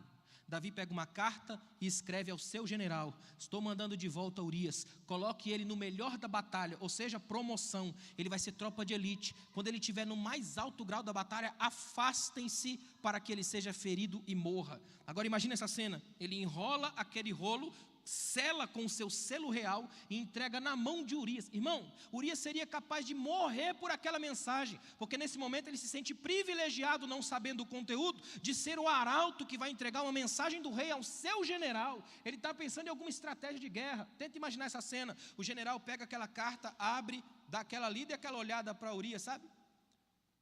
Eu quase vejo o general dizer: tem uma notícia boa ou outra ruim para você. A boa é que você vai ser promovido, tropa de elite, vai para o lugar mais forte da batalha. A ruim é que você vai ficar sozinho lá. A coisa foi tão séria que a Bíblia diz que o general de Davi cometeu um erro de guerra, ele se aproximou demais da muralha. E na hora dele dar a notícia de que Urias havia morrido, ele pensou nisso. E ele ainda avisou para o arauto: o rei vai ficar furioso, porque nos aproximamos demais da muralha. E quando ele se levantar e protestar pelo nosso erro de cálculo militar, você avisa: morreu também Urias. Acontece desse jeito. O arauto chega, avisa para Davi, e Davi fica irado porque Joabe cometeu um erro de guerra, de cálculo de guerra. De repente o arauto diz: mas morreu também Urias. Aí segue-se uma das frases mais cínicas da Bíblia. A Bíblia diz que Davi disse assim, ó: a espada não escolhe a quem ferir. É um ditado popular para quem acabou de perder um herói de guerra. É como se ele estivesse dizendo: ajoelhou, irmão, tem que orar. Você está na chuva? Vai molhar. Você está na guerra, a espada não escolhe. Quando passa um tempo, vem um profeta chamado Natã. O profeta olha para Davi e fala: Davi, tinha 2 homens, um muito rico, que tinha muitas ovelhas, e o pobre que só tinha uma. O pobre dormia com ela, lavava ela, dava banho, era a ovelha do seu amor. Sabe o que o rico fez? Entrou na casa do pobre, tomou a ovelha do pobre e ainda o matou. Davi se levanta irado no trono e diz: matem esse homem. E aí Natã diz: só que esse homem é o Senhor. E aí ele percebe que pecou. E sabe o que é tremendo? Em nenhum momento Davi acusa a mulher. Ele diz: eu pequei. Aí, quando você quiser na sua casa, você lê o Salmo 51, que é o salmo que Davi escreve quando passa por esse pecado e se arrepende. Mas sabe qual é a grande consequência que ele pega desse pecado? Escuta bem o que eu vou dizer: Deus perdoa, mas a consequência é sua para o resto da vida. A Bíblia diz que Natã olha para Davi e diz: por causa daquilo que você fez, a espada, lembra dela, Davi? Lembra da espada? Nunca mais sairá da tua casa. Ela agora escolhe, e ela escolheu você. Aí sabe o que Jesus faz? Jesus acerta essa história triste e coloca aqui no versículo 6: Salomão, vírgula, da que fora mulher de Urias. É a Bíblia dizendo assim, ó: num ato de graça de Deus, Deus permitiu que a pior fase da vida de Davi se transformasse também num outro processo, e daqui nascesse Salomão, o homem que redimiria essa história trágica. É Deus dizendo que nós só fazemos bobagem, mas a graça de Deus corrige o nosso caos, porque os controles absolutos do tempo e da vida estão nas mãos de Deus e não dos nossos erros. Olha o versículo 7. Salomão gerou Roboão. Sabe quem foi Roboão? Roboão foi o causador da divisão nacional de Israel. Até ele, Israel era uma nação só. Dele para frente dividiu. E o pior, ele era mitidinho, daquele que é terrível. Os conselheiros do pai foram dizer para ele: olha, dá uma baixada nos impostos, porque teu pai elevou a carga, está muito pesado para nós. Sabe o que ele disse? O meu dedo mindinho é mais grosso que as costas do meu pai. A arrogância sempre arrebenta. Perdeu o reino foi dividido e nunca mais voltou a ser o que era. E aí começam a surgir os reis. Dá uma olhada no versículo 7. Roboão gerou Abias, Abias gerou Asa, Asa gerou Josafá. Josafá é o mais crente que tem aí, porque tem que ter um crente, é sal, senão a coisa apodrece de vez, né? Tem um Josafá, o mais crente que está aí. Aí diz assim: Josafá gerou Uzias. Sabe quem é Uzias? É aquele rei lá de 2 Crônicas 26. É aquele rei de Isaías. No ano em que morreu o rei Uzias. É um rei que começou bem, reinou bem em Jerusalém, foi tudo muito bem, até que o orgulho subiu a cabeça. Ele quis ser mais do que rei, quis ser sacerdote também, unificar tudo. Aí a Bíblia diz que Deus o feriu de lepra na testa, que é para não dar para esconder, e ele morreu separado do povo. É esse rei que Isaías vai chorar lá no capítulo 6, que aparece lá em 2 Crônicas 26, aparece aqui na genealogia de Jesus. Uzias gerou Jotão, versículo 9. Jotão gerou Acás. Acás é considerado o Hitler da antiguidade, um monstro que sacrificava os próprios filhos em altares de holocaustos. Acás gerou Ezequias. Ezequias é aquele que ficou doente. Deus manda Isaías conversar com ele, arruma a tua casa, já era um indício de que não era boa coisa, arruma a tua casa porque você vai morrer. Ele vira para a parede, chora, Deus manda o profeta voltar, e eu sinceramente não sei se eu voltaria para contradizer a minha primeira mensagem, mas ele volta, quando ele volta, diz, você vai viver mais 15 anos, e nesse tempo que ele vive, sabe o que acontece? Ele gera um filho, olha o nome do indivíduo aí, ó, Manassés. Sabe quem é Manassés? Billy Graham pregou um sermão sobre Manassés, cujo tema é Manassés, o homem mais ímpio que já esteve na história. Ele mexia com astrologia, magia negra, sacrificou os próprios filhos em altar a Deus Mamon. Era uma coisa monstruosa, tudo que ele fazia era terrível. A ficha dele é profundamente suja. Manassés gerou Amon, Amon gerou Josias, Josias Jeconias, e eu fiz questão de parar nessa frase aí, ó, no tempo do exílio da Babilônia. Mateus parece que não se contém em falar apenas de tragédias de famílias. Ele coloca uma tragédia nacional. O cativeiro babilônico foi a tragédia nacional mais forte da história de Israel e que até hoje deixa marcas em Israel. Só que é do cativeiro babilônico que vai vir a língua do aramaico, língua que Jesus falava a língua de escravo. Ou seja, daqui para frente o que você tem é um Jesus que vai entrar na história e vai limpar um por um desses problemas. Se Davi não soube ser pai, Jesus chama Deus de pai e corrige a relação. A vida toda de Jesus é com Deus como pai, com um amor acima de qualquer coisa e um pai capaz de liberá-lo para o mundo. Assim que Jesus se batiza e sai das águas, a voz do Pai, sabendo que das águas do batismo Jesus vai para o deserto para ser tentado pelo diabo, a voz vem e avisa, tu és meu filho amado. Não tinha feito nada ainda, ia começar a fazer agora, mas o pai está deixando bem claro para ele e para todo mundo ali, é meu filho e eu amo não pelo que ele faz, mas pelo que ele é. A paternidade de Jesus, a paternidade de Deus com Jesus foi tão enfatizada o tempo todo para corrigir essa história e deixar bem claro que Jesus pode ser filho de Davi pela linguagem da genealogia, mas acima de qualquer coisa, ele é filho de Deus e esse amor de Deus pode me fazer o pai que de fato eu devo ser. Toda vez que aparece morte aqui, você pode lembrar de Jesus dizendo, eu vim para que tenham vida e vida em abundância. Quando apareceu prostituta, Jesus estava perto. Quando apareceram os leprosos como Uzias com a lepra na testa, Jesus vinha e tocava antes de curar. É Jesus dizendo, eu te aceito do jeito que você é, e porque eu te aceito como você é, eu vou te curar, porque eu sei que isso vai ser melhor para você. E Jesus vai entrando e revolucionando, cada passo de Jesus revoluciona essa genealogia. E sabe o que é mais interessante? Presta atenção nisso aqui, ó. Se você pegar toda essa genealogia, com essas mulheres complicadas, com esses reis difíceis, políticos complicados, assassinato, e vai tudo afunilando, afunilando, afunilando, até descer numa única pessoa, Maria. É ela quem vai engavetar tudo isso. Sabe de onde vem a palavra Maria? Maria é o termo latino, que é uma corruptela do hebraico Miriam. Sabe o que significa Miriam? Rebelião. Agora vê se tem alguma coisa como dar certo isso. Você pega gente complicada, prostituta, moabita, gente difícil, assassinato, politicagem, trama, pega tudo isso, faz uma mistura, afunila, soca, e esse negócio desce numa menina de mais ou menos 15 anos, da pele morena, na Palestina, chamada rebelde. Tem como dar certo? Tem. Porque isso aqui tudo termina em Cristo. Escuta bem o que eu vou dizer para você sair daqui completamente livre essa noite.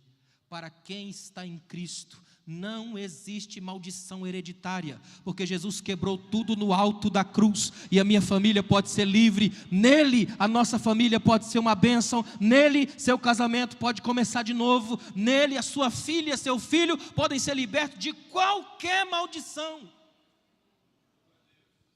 Do ponto de vista dos adeptos da maldição hereditária, Jesus era para ser o pior ser humano da face da terra, porque não tem ninguém que preste aqui. Você conseguiu entender a profundidade dessa genealogia? Tanta gente complicada, tanta gente difícil, tanta morte, tanto crime, tanto caos. Tem como dar certo? Tem, porque Jesus vem daqui restaurando tudo. Ele vem cumprindo a profecia de Isaías. Aos que estavam nas trevas raiou a grande luz. A sua família pode ser diferente por causa de Jesus. Seu casamento tem conserto por causa de Jesus. Por causa de Jesus, a fé dos pais pode operar nos filhos. Eu vou mostrar uma coisa a vocês que Jesus fez que é extraordinária. A Bíblia diz, no mesmo livro de Mateus, no capítulo 15, que um dia Jesus cruzou uma fronteira. Ele saiu da região dele, entrou no lado das terras de Tiro e de Sidom. E Tiro e Sidom na Bíblia, toda vez que aparece, tem algum evento demoníaco no meio. De repente a Bíblia diz que veio a ele uma mulher, que a Bíblia não diz o nome, só diz que é certa mulher, não diz o nome, quantos quilos ela pesa, a configuração do seu rosto, a cor da sua pele, nada, só diz que ela é certa mulher, a configuração dos anonimatos. De repente a Bíblia diz que ela veio a ele gritando. Se tem uma coisa que chama atenção em qualquer lugar do mundo, é a mulher gritando no meio da rua, não é? Imagina essa mulher gritando no meio da rua, e o que ela estava gritando poderia matá-la, porque ela vem gritando assim, Senhor, e ela é grega de origem sírio-fenícia, e Senhor ali era o termo que só era usado para o imperador, Quírios.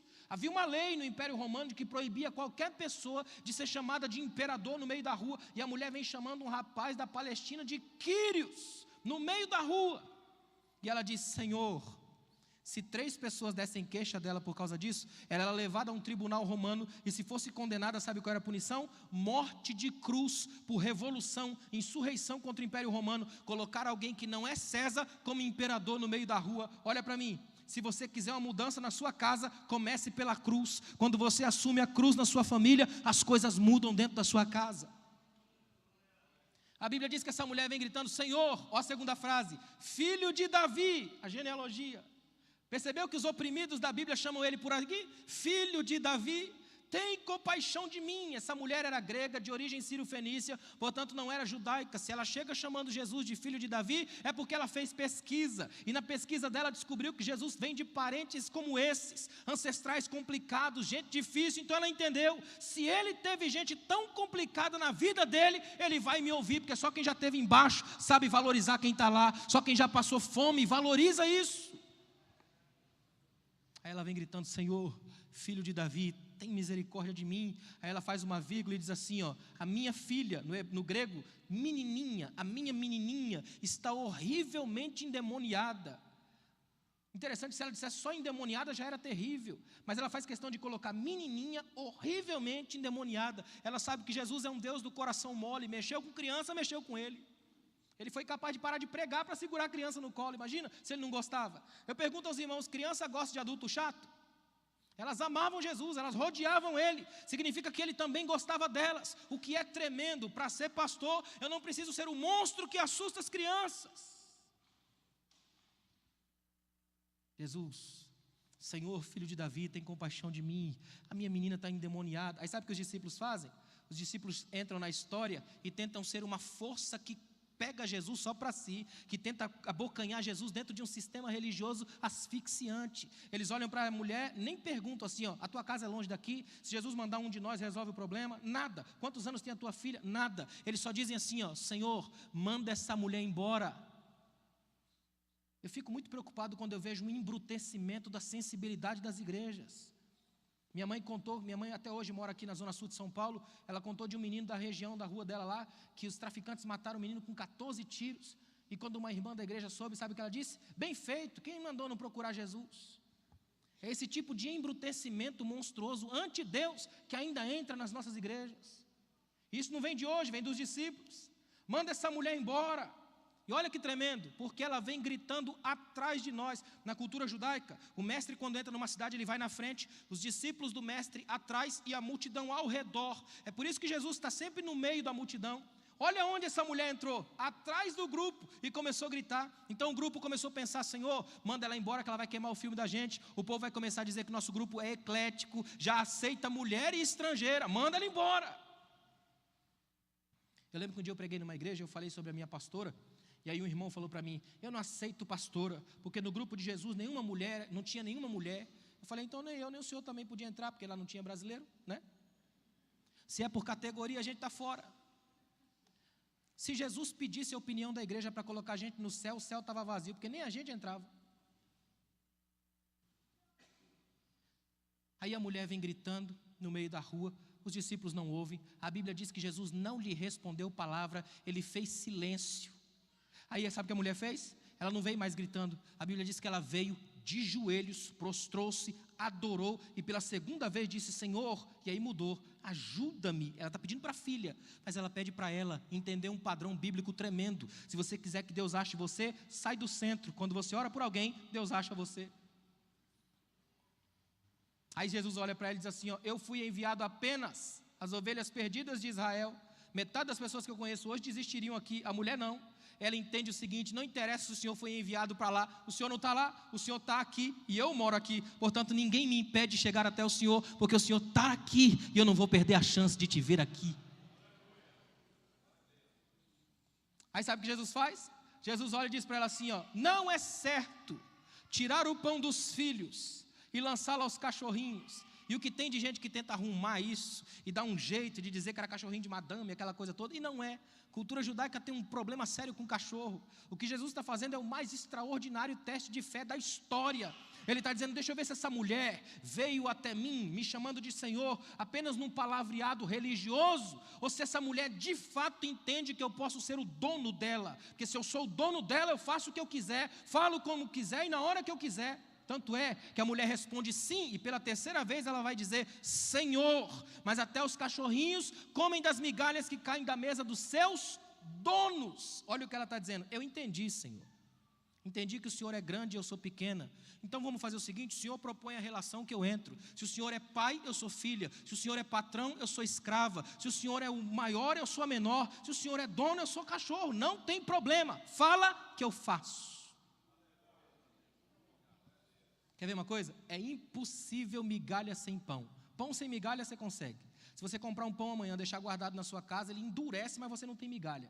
Migalha só acontece no partir do pão. Raciocina comigo. Você pega o pão e parte, escapam as migalhas. Você pega a menor das migalhas, leva para um laboratório e manda analisar. Sabe o que você vai descobrir? Que ela tem o mesmo sal, o mesmo óleo, a mesma farinha, foi feita pelas mesmas mãos e no mesmo forno. Ou seja, ela é pão, só escapou do pão porque alguém partiu. A lógica da mulher é essa: eu sei que o Senhor tem um pão capaz de matar a fome do mundo todo, e eu não sou egoísta, não quero o pão todo, dá só isso aqui, ó, é pão, é o que eu preciso para viver, é pequeno, mas é meu, é um milagre que entra na minha vida, que cabe para mim, tem as minhas medidas, a minha realidade, entra no meu ambiente, na minha história.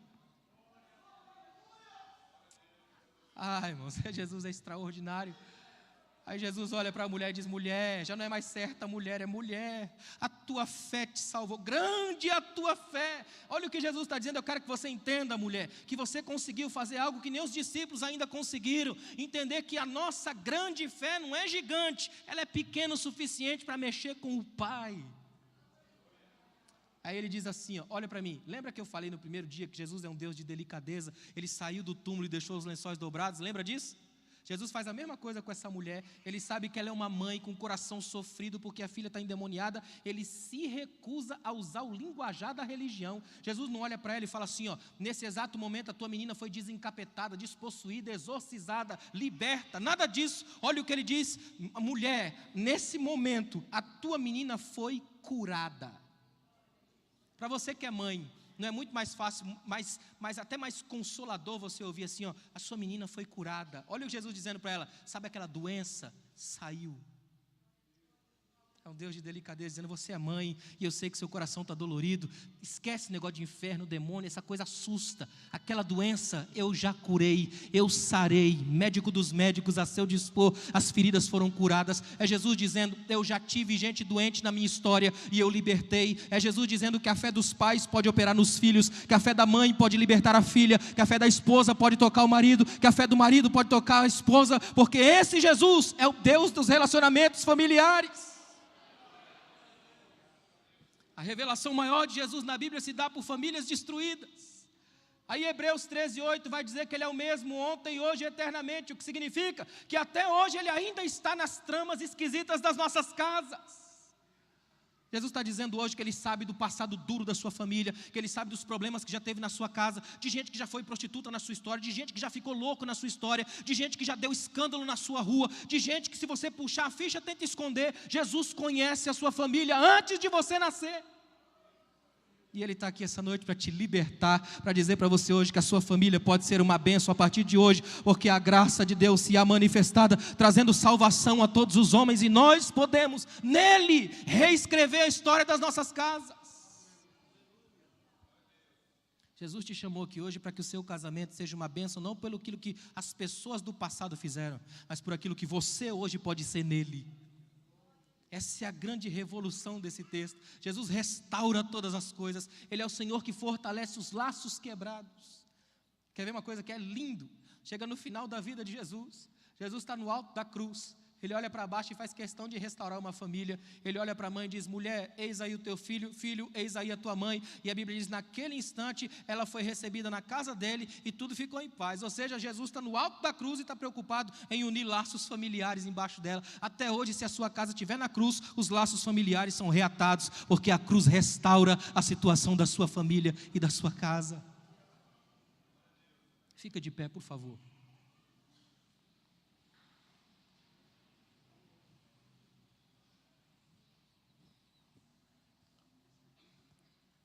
O nosso Jesus é um Deus que gosta de famílias.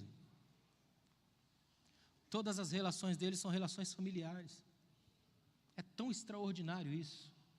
Jesus é um Deus que se envolveu com relações familiares das mais esquisitas que você puder imaginar. Uma coisa que eu gosto de ficar olhando, eu gosto dessa genealogia por causa disso. Tudo nela aqui é estranho. Quanto mais você cava, mais assustado fica. A sensação que eu tenho olhando essa genealogia é a mesma que Deus tem olhando para mim. Porque eu estar de pé aqui hoje é puro milagre. Eu fui nascido e criado na zona sul de São Paulo. Minha mãe solteira, até hoje eu não conheço meu pai, não sei nem o nome. Sumiu no mundo, não faz ideia do que perdeu. Só que eu usei meu pai como exemplo para ser o pai que eu não posso ser, para que meu filho tenha um pai de verdade. Eu não passei nenhum momento da minha vida usando os meus problemas familiares como coisas que me atrapalhavam, muito pelo contrário. Se hoje eu rodo o mundo fazendo palestras na minha área de filosofia, de coaching, no Brasil e fora do Brasil, toda vez que eu passo por algum movimento muito grande desse, eu penso: só a graça de Deus explica o inexplicável do meu viver. E não é porque eu sou melhor do que ninguém, é que muito pelo contrário. É porque existe uma graça. Sabe o que é graça? Olha para mim. Imagina que Deus é tão tremendo, tão soberano, tão santo, tão puro, e eu odeio o pecado. Aí do lado de cá tem eu, pecador, complicado, difícil. E Deus olha para mim, o primeiro impulso dele era me destruir. Só que ele usa uma lente chamada graça. Quando ele põe essa lente na frente, ele enfia a mão na lama até achar o precioso pedaço de ser. Você só está vivo e de pé hoje por causa da graça de Deus. Não é porque você é bom, é por causa da graça. Já era para você estar morto, você está vivo por causa da graça. Você tem um casamento por causa da graça. Você está numa igreja que está sustentada pela graça. Você tem pastores pela graça de Deus. Você comeu hoje por causa da graça. Está entendendo a mensagem, processando a informação por causa da graça. A sua vida é um presente da graça de Deus.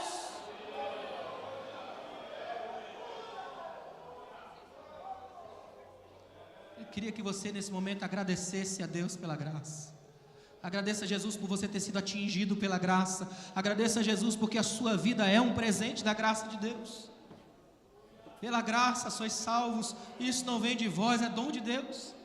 Oh, multiforme graça. Só Deus para explicar o inexplicável da gente. É por causa de Jesus que você está aqui hoje. Se a gente conseguisse entender um mínimo do que é a importância de Jesus limpando a ficha suja da gente. Sabe o que é perdão para Jesus? Perdão para Jesus é ele limpar a sua ficha a ponto de oferecer o recomeço da relação.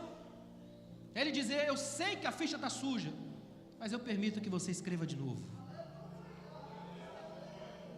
Eu sei que seu casamento é um problema atrás de outro problema, mas eu permito que comece de novo. Eu gostaria de, com a permissão do pastor, eu sei que alguns casais aqui se sentiram profundamente tocados por essa palavra. Se você tiver coragem de vir até aqui à frente, eu quero orar com você. Jesus hoje quer fazer algo extraordinário na sua vida, na vida da sua família, na vida do seu casamento, no seu coração. Deus conhece a gente num nível muito forte, irmãos. Deus sabe dos nossos problemas, os nossos podres, os nossos esquemas. Ele sabe das coisas que não dão tão certo.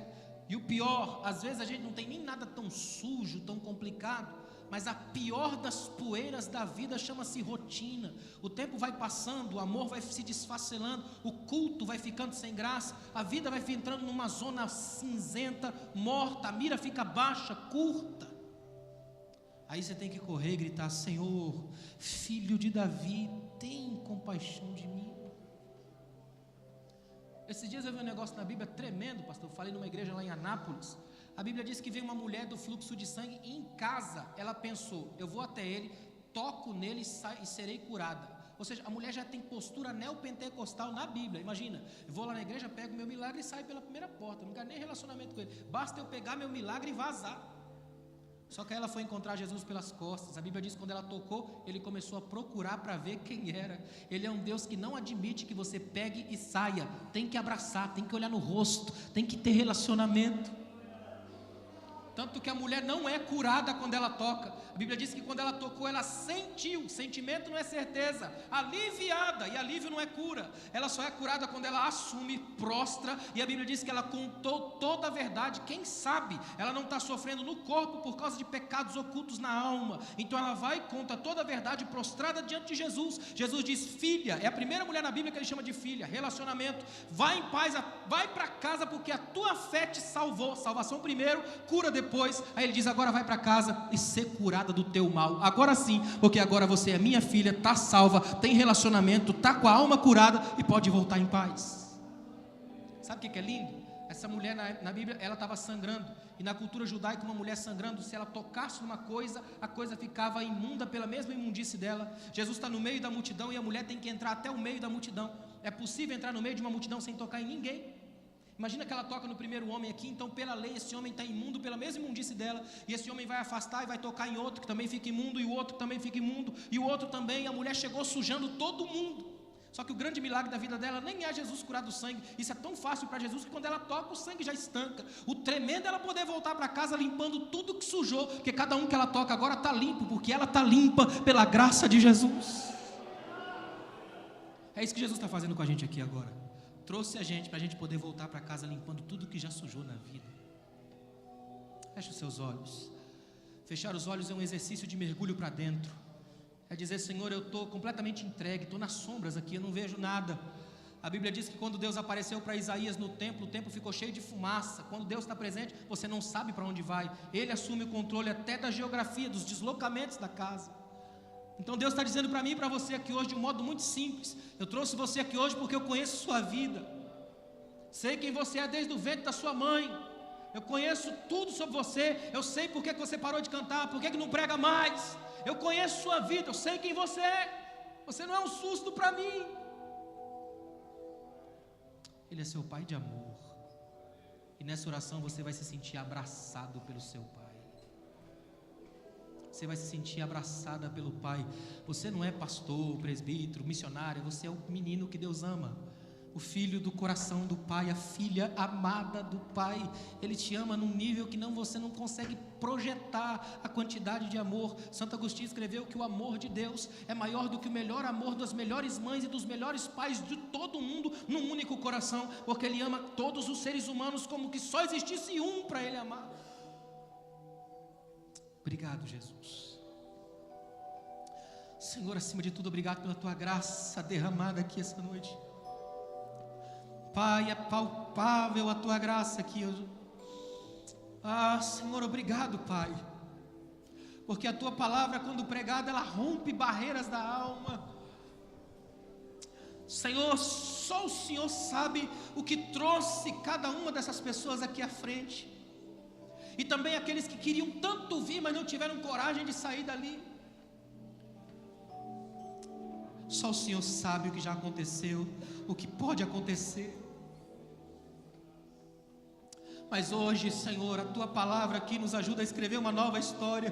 Tudo começa de novo hoje, novos tempos, eternas verdades. A Tua palavra nos liberta hoje para voltar para casa de cabeça erguidas, para recomeçar o casamento, recomeçar os sonhos que se esfacelaram pelo dia a dia. Jesus, abraça-nos aqui essa noite, que o nosso coração arda, queime pelo Teu abraço capaz de nos pôr de pé na vida, pelo Teu abraço capaz de apagar as memórias feridas, as palavras que foram ditas e insistem em ficar no coração, essa ferida que nunca sara, Senhor. Passa o bálsamo da graça no coração dessa irmã que ouviu tanta coisa hoje, Jesus. Passa o bálsamo da graça no coração desse homem que tem tanta pressão no ombro, Pai. Que os Teus filhos saiam daqui leves, curados, que durmam a melhor noite de sono de anos, eles possam dormir hoje em paz, e que o maior testemunho que eles tenham para contar seja que hoje começaram de novo, tudo novo se fez, a janela da vida abriu-se.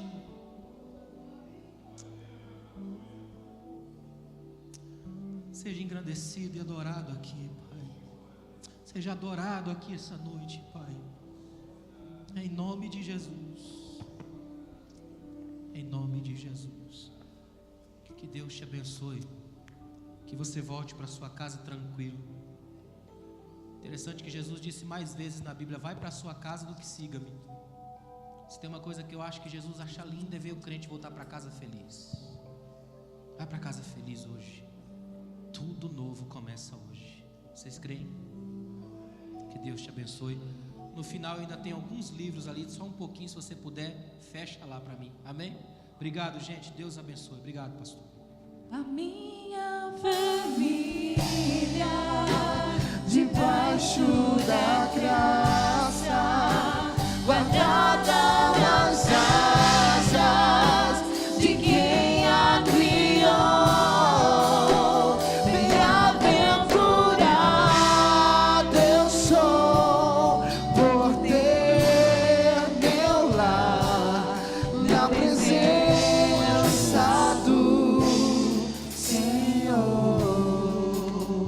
Que maravilha, glória a Jesus. Estamos chegando já no final do nosso encontro. Amanhã, nosso jantar romântico, a partir das 19 horas. Os irmãos que se inscreveram lá na churrascaria Granville, a partir das 19 horas. Pastor Jonas estará nos trazendo uma palavra da parte de Deus ali. Queremos também agradecer a todos os companheiros, todos os irmãos, todos os pastores, dirigentes que estiveram conosco apoiando o trabalho do Senhor, e agradecer também ao nosso pastor presidente, pastor Levi, pastora Tânia. Deus abençoe pelo apoio. Também 18h30 amanhã, a partir, corrigindo, 18h30 amanhã. Também queremos agradecer ao nosso pastor benemérito, pastor Joel, irmã Lloyd, Deus abençoe, pastora Lloyd. Também ao palestrante, pastor Alan, Deus abençoe, foi maravilhoso, nos ajudou a ter crescimento e conhecimento. Deus abençoe a sua vida. Também agradecer ao pastor Jonas, que também será um dos preleitores deste evento, aos irmãos que contribuíram, que ajudaram a realização deste trabalho, pastor Gessino, presbítero Venceslau. Agradecer também ao maestro, irmão Walter, pelo empenho, de nos ajudar com o coral. Também agradecer ao coral Marcas de Amor pelo apoio hoje. Deus abençoe a vida de todas as irmãs, da pastora Tânia, coordenadora, aos músicos, e enfim, a irmã Suzy, a irmã Zenaide e também a Zoraide, irmã Zoraide. Deus abençoe a todos vocês que nos ajudaram, que participaram. Que o Senhor os recompense grandemente com bênçãos celestiais. Muito obrigado mesmo, do coração. Agradecemos a todos que aqui se empenharam, se esforçaram. Louvamos a Deus por tudo. E já finalizando, quero transmitir ao pastor a direção do trabalho para estar finalizando o nosso encontro de hoje. Glória a Deus. Os irmãos estão felizes? Amém, irmãos? Mas a festa continua. Amanhã, como já disse nosso irmão, ali no jantar. E no domingo, às 18 horas, aqui continua, é o encerramento. Não é isso? Domingo é encerramento? Encerramento, domingo aqui, não é? Muito bem. Escola dominical também, né, pastor Jonas? 9 horas no domingo, normalmente. Queremos agradecer também o departamento infantil que cooperou, Cooperou, as irmãs do departamento infantil cooperaram, cuidando das nossas crianças e assim por diante. Há um pedido de oração aqui, agradecimento da nossa irmã Ana Félix, agradecemos pelas orações dos irmãos, que a sua mãe estava na UTI, lá no Recife, mas Deus já curou a sua serva. Graças a Deus, já está tudo resolvido. Glória a Deus. Deus abençoe o pastor Alain. Foi muito bom, pastor Alain. Foi diferente e muito instrutivo. Muito bom. O senhor vai voltar. Vamos ver se não vai ser pelos casais, se não será pelos casais, será pelos obreiros, será por outro trabalho, né? Pelas irmãs do círculo de oração. Talvez as irmãs do círculo de oração, o senhor só puxa para o lado das irmãs. Eu estou louquinho para o senhor dar umas apertadas e o senhor não aperta, rapaz. Puxa vida, não é? Né, pastor Heleno? Ó, nosso lado ficou meio descoberto dessa vez, né? Ensinou até os maridos a dobrar o lencinho, rapaz. Aí fica difícil para o nosso lado, né? O lençol, né? Vamos colocar-nos em pé, meus irmãos. Pastor Joel Amâncio nos dando a bênção final. A graça do Senhor Jesus Cristo, o amor de Deus, nosso Pai, a comunhão e a consolação do Espírito Santo reina em cada vida, e todo o povo de Deus digam amém. Deus abençoe a todos em nome de Jesus.